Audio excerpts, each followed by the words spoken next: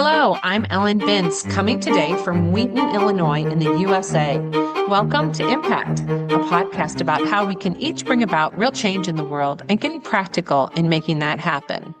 And I thought I was going to be talking to you in Kansas City, or you're going to be talking in Kansas City, where Where I'm got a headed flight, so we're on a bit of a tight schedule with it. Yes. I'm Clive Johnson, coming today from my usual place, Leigh-on-Sea in the UK. In fact, I'll be in Leigh-on-Sea next week, but not in this place. I'll be in a different part of Leigh-on-Sea. Special welcome if you're listening for the first time, and a big thank you to our new subscribers.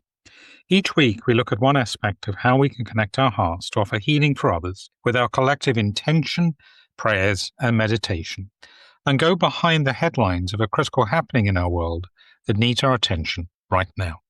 In today's episode, we get to do something kind of special. We're not taking a deep dive into something to more fully understand it. We're going to celebrate something. And today, as we record, it's August 13th, 2025. Wow.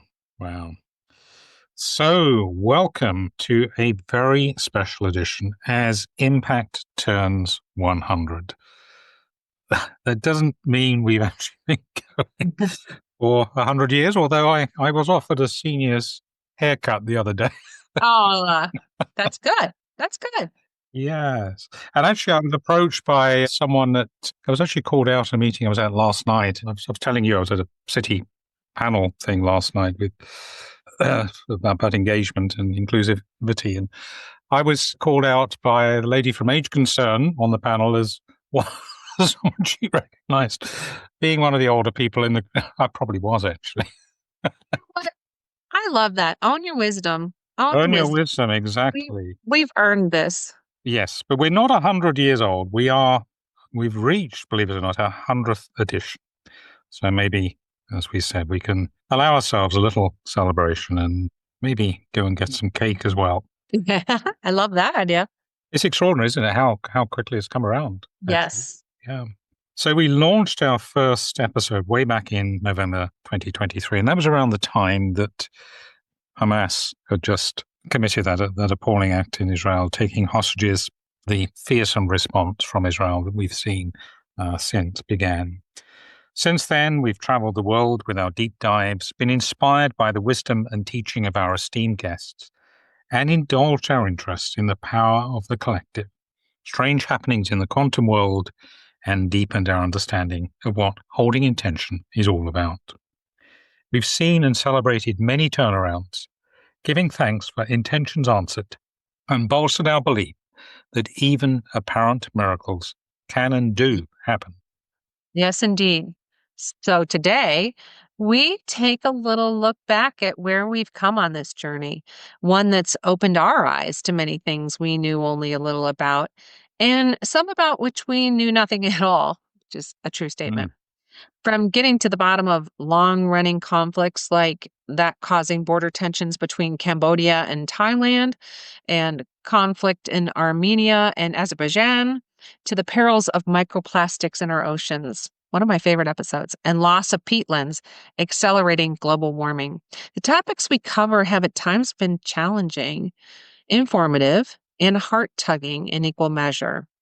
We've encountered tales of human bravery and resilience, threats of wars between nations that have been averted, and ones that continue to claim many lives. We've sought to understand what's behind some of the deepest social ills of our day, from the rise of populist politics in many countries to the modern challenges of adolescence. And we've endeavored to learn about what's happening on our planet beyond the familiar and the popular radars of Western media. We've considered people and our planet, nature's awesome power, and the consequences of acts of terrorism, tyranny, and torture. Our guests have taken us into the forests of Illinois, the ocean front of Newfoundland, the sacred caves in Croatia, and the silent wilderness of Portugal. We've been introduced to healing chants and been bathed with singing bowls, planted sacred vessels, and walked labyrinths. We traveled with monks and hermits, consulted knowledgeable teachers, and been inspired by stories of courage and trust. We've learned about Mary Magdalene and puzzled over the wonders of quantum physics. So there you go. There's a bit of a contrast, maybe. But maybe not. No, I don't think so. Maybe not. Mm. No. Along the way, we pondered why intention works and what relationship it has to prayer. We've kept asking questions and seeking answers, knowing that there is so much to discover. And we hope that you've learned a little and been inspired along the way as well, and actually really been as excited as we have in our journey of discovery. So now, taking just a short breather from the researching and intention setting for this episode, we reflect back on what we've learned, what's inspired us, and ponder where we may be heading next. So, why did we start this whole thing? What prompted us to take to the microphone some 21 months ago? Well, I think, Clive, you contacted me and Mm-hmm. asked me if I was interested in doing this. And I said absolutely, because there's so much going on in the world that was tugging at our heartstrings and begging the question, what can I do? And we both had our passions about intention and collective healing, so it worked perfectly. Mm. And we truly believed we could make a difference, right? Yeah, absolutely. I think for me, I really woke up to the power of intention. I was really sort of directed to take a closer look rather than a cursory look at the writings of Lynn Taggart, for example, Harm Math Institute, on the back of this message you were putting out with Labyrinth Activist Network and seeing that through World Labyrinth Day, for example, and the research they did with the Big Connection. And just really beginning to wake up to, my goodness, this has been going on for years and years now. And these experiments are pretty sophisticated. They're trying to iron out assumptions and, force variables and so on. They're not perfect because they're dealing with something that's not easy to prove in the laboratory. But the outcomes, time and again, the result of sending collective intention might be on a plant to grow or something like that, Yes. the acidity in a lake or for a calm in a particular area where there's been unrest. Really very striking. So that really persuaded me, but also other research by Lynn McTaggart was the idea of the power of eight, this idea that Hmm. you don't Hmm. need a massive number of people to really make a difference. It's just a small group, around about 8 people typically, Hmm. can make a huge difference. And yeah, so coming back to that question, what can I do? When we hear these stories, this was a very obvious answer, I think, for me. Right. And I came from the passion of the collective healing, having created the global healing response in 2005 and seeing the power of that over the years. Mm, And then, investigating like you did, investigating into why is that so successful yeah. when people come together and, you know, I love diving into the quantum mechanics of why and what Mm, science is finding, what we all knew, but science is finding, in quantum mechanics, non-locality, which is part of what I love about me and you, that you're in England and I'm in the States and we still have this connection and we offer the different views, but mm, we have coherence together. And when I bring absolutely. Zoom people together from around the world and we all Mm, connect, non-locality is a great thing. Now, being together physically is awesome too. We know that. And the exponential factor that of effectiveness when people come together in coherence with a unified intention of what that can send out into the world mm, is so powerful. And for me, hopeful. It's so hopeful.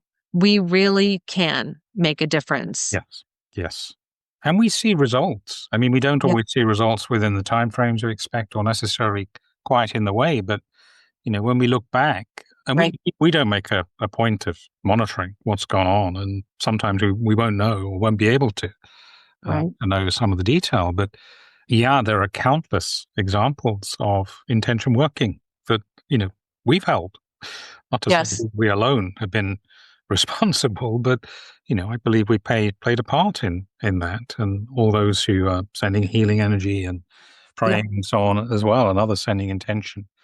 Well, it's not, and also because so many of our stories, I know that many people don't know anything about people in my world are like, wow, I didn't know that was going on. Mm, Creating the awareness, yes.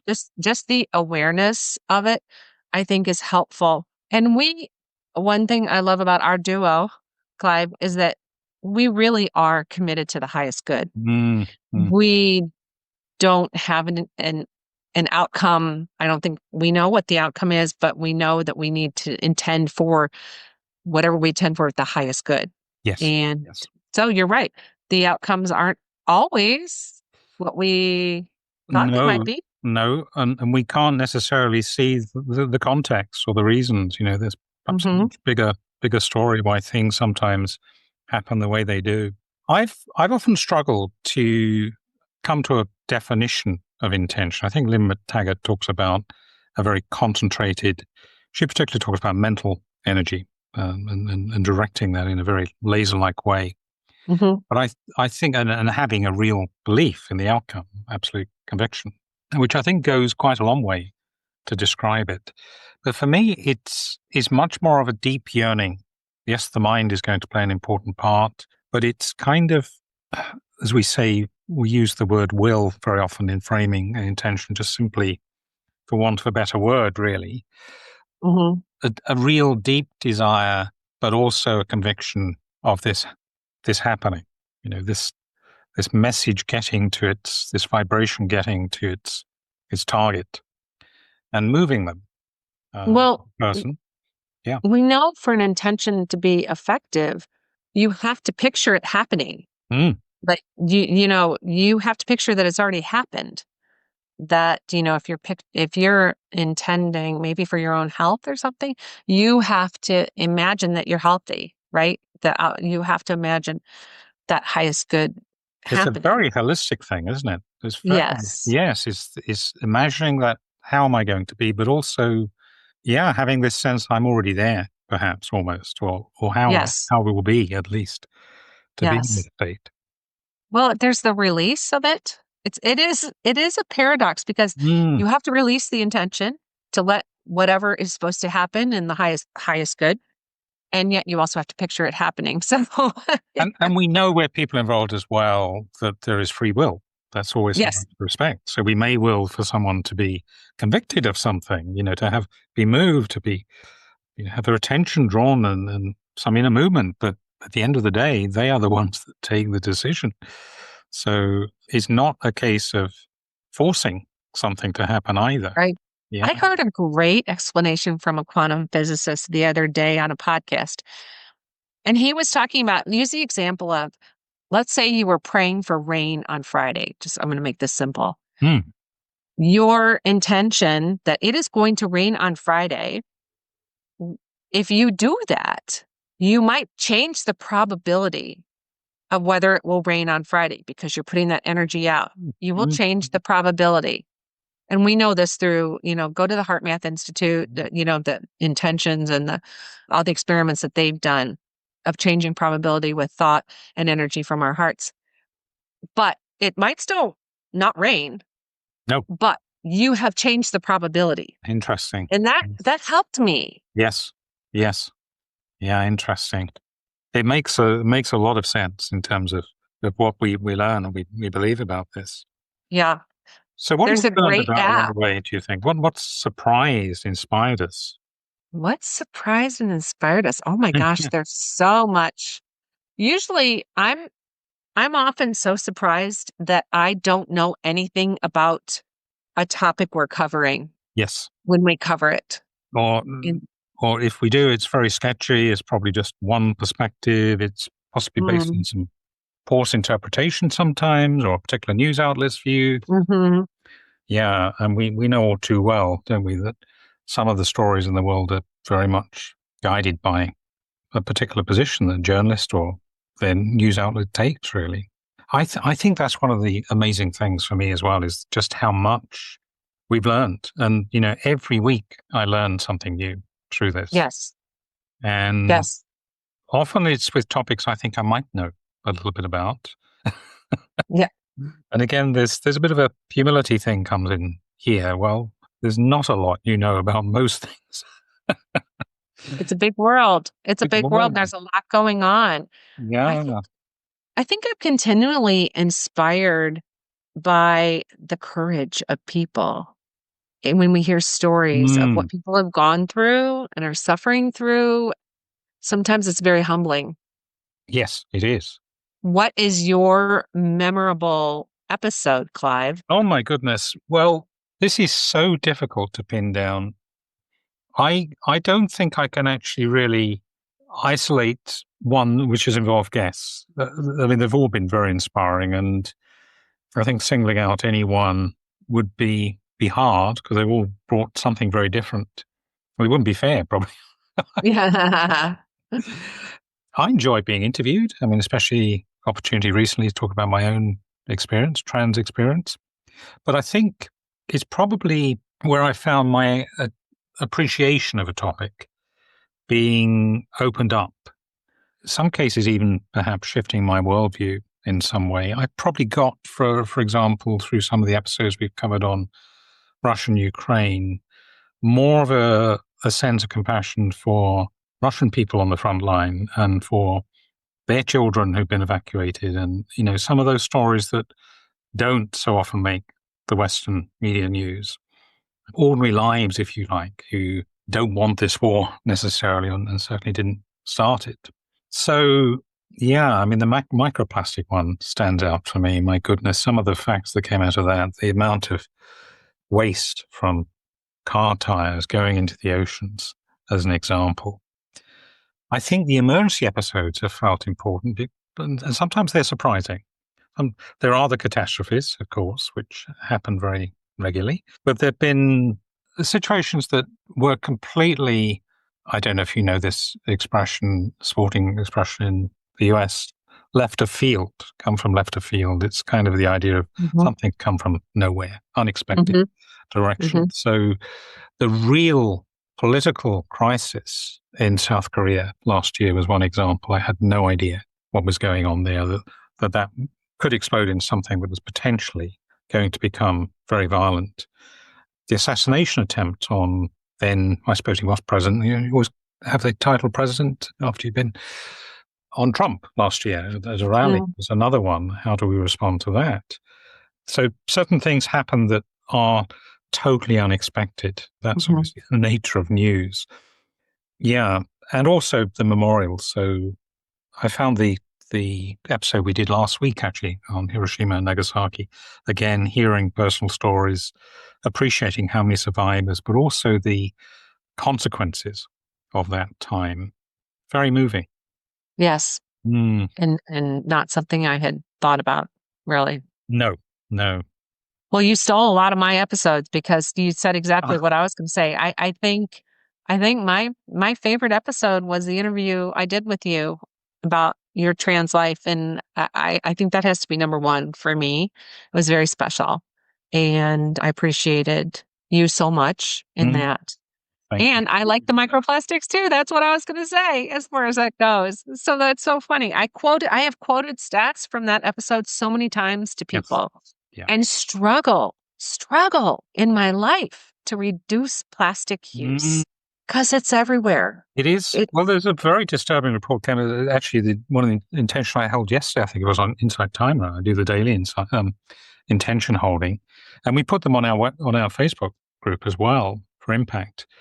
Was around a survey along the Pacific coast from Mexico to Chile, very long way, 1,000+ volunteers sampling, and it brought up this big issue again around plastics and microplastics and how many, I can't remember the data, but how many Pepsi Cola bottles have just been thrown on the beach and so on. And and also, it the stat I remember from it that it's in our blood. mm, Like 70% of the really, people, when their blood is tested, there are microplastics in our blood. it's, quite shocking, quite shocking. Mhm. So, what is there to celebrate? Well, there's plenty, I think, as we reach our 100th episode. What stands out for you as what we might most want to celebrate? I feel like we're getting into our groove, Clive. I celebrate how our partnership Mm, yeah, and absolutely. how well we work together, and I'm very grateful for you as a Yeah, likewise. Likewise. podcast co-host. And that's what I celebrate. Yeah. Yeah. I like being a co-host, actually. It's it is good, isn't it? Definitely. And we have good conversations around the episodes offline as well. Mhm. Mhm. So you see this growing. There have been a lot of answered intentions and prayers. We've done a couple of episodes at the end of the year, the 2 years we've been going, haven't we? When we've reflected back and again, not looking at everything, but just picking up on what we know and just seeing how much has changed to move forward. And I think some of the things that we've highlighted as well, one for me that I felt was important was where the world doesn't seem to notice, where it needs to be grateful. The Kamchatka earthquake a couple of weeks ago, Mhm. Mhm. as we said, just how very different the outcome could have been. The fact that one known person died as a result of one of the most powerful earthquakes ever It's fell right across the a Pacific. miracle. It was an Yeah. absolute miracle, absolute miracle. And yeah, we should give thanks, be grateful for that, I think. And some of what we do, we pick up on some of the good news as well. So not all nations are sliding into divisiveness. There have been, particularly the free and fair election campaign last year, I think, played quite a part in that focus with Labyrinth Activist Network. Yeah, we did research on that, and Mm. as we did Baylor University did research as we did the 5 different meetings. Right.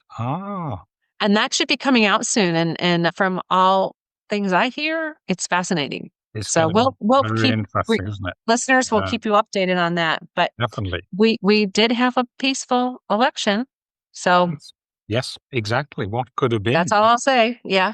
It could have been very different. Yes. Some countries, especially mainly in the EU, are doing well on their climate change goals. Still a long way to go.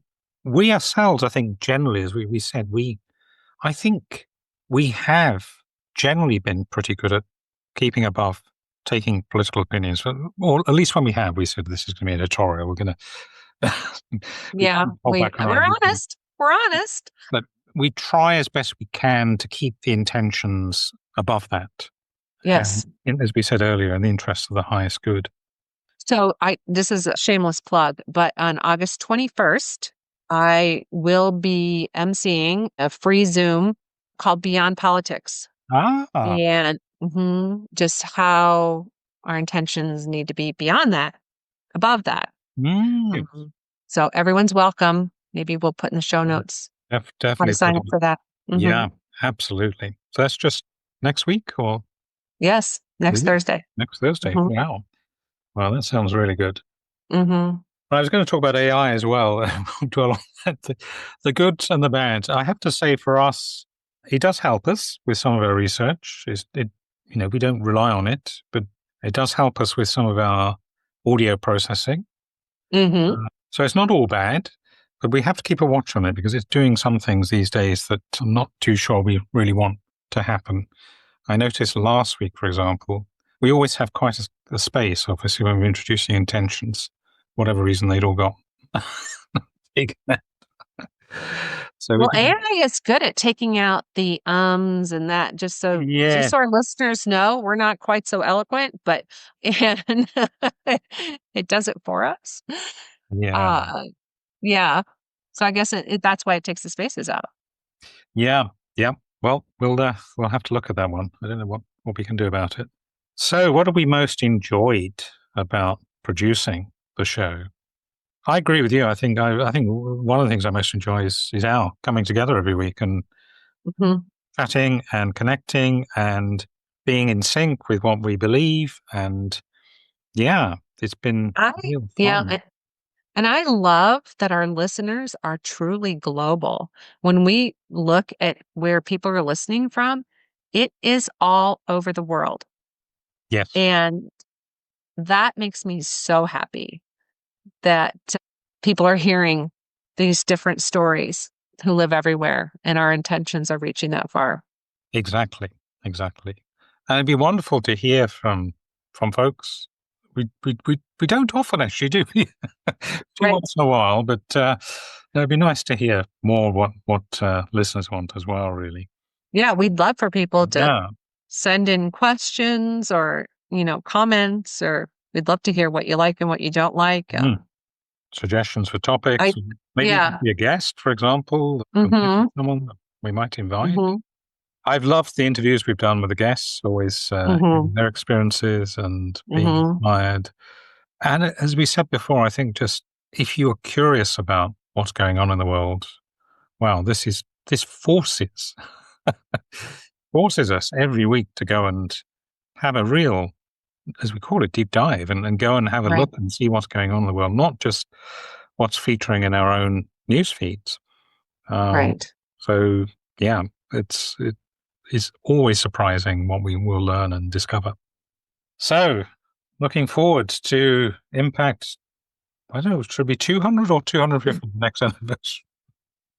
We probably should make 250 before your bicentennial, not bicentennial, your Oh, I think we'd have to be going at some rate of knots with putting out episodes. So that's next July, I guess. yes. Yes, so just Yeah. a year away. So what do we hope? What are our hopes, plans? We don't really necessarily have those, but thoughts for the future. What sort of topics might we be yearning to delve into more?